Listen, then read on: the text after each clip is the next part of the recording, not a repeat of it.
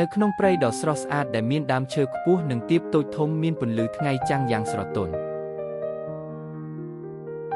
កូនក្របីតូចបានដើរកាត់ព្រៃតែម្នាក់ឯងរកចំណីស៊ីព្រោះអត់បាយ5ថ្ងៃហើយកូនក្របីតូចបានចុះលេងទឹកក្បែរព្រៃដែលមានរប្រឡាយទឹកតូចមួយកូនក្របីតូចបានដើរទៅជិតផ្លូវក្បែរព្រៃយ៉ាងសង្ហា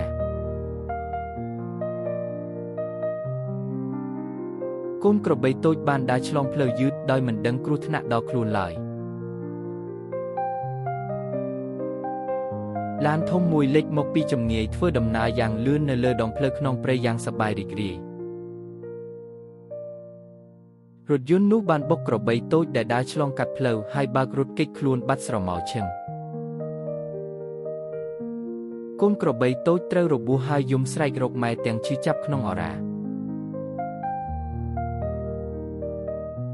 ទន្សាយបានឮសំឡេងយំស្រែយ៉ាងខ្លាំងក្នុងព្រៃក៏ផ្ទៀងត្រចៀកស្ដាប់រកមើលពេលរកឃើញបណ្ឌិតទន្សាយប្រញាប់ប្រញាល់ទៅរកក្របីដែលរងរបួសធ្ងន់ធ្ងរនោះវិជ្ជបណ្ឌិតរ៉ាបេតលុតជង្គង់និងពិនិត្យរបួសរបស់ក្របីតូចខំសំងំឈឹងវិជ្ជបណ្ឌិតទន្សាយចាប់ផ្ដើមព្យាបាលរបួសឲ្យក្របីតូចបណ្ឌិតទន្សាយនិយាយយ៉ាងទន់ភ្លន់ទៅកាន់ក្របីតូច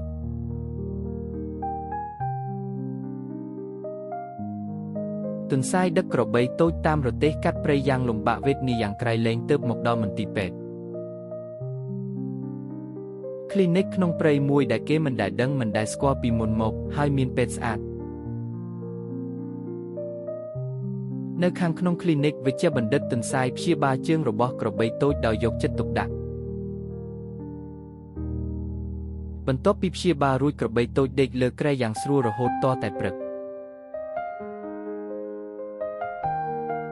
ក្របីតូចភ្ញាក់ដេកឡើងញឹមរីករាយដូចរើសបានមាសមួយដុំ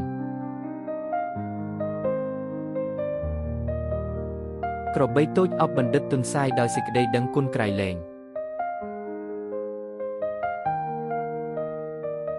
ក្របីតូចបានជាសេះស្បើយទាំងស្រុងក្របីតូចដើរក្នុងព្រៃជាមួយវិជ្ជបណ្ឌិតទន្សាយដោយសេចក្តីស្នេហាសូមអគុណបាយបាយ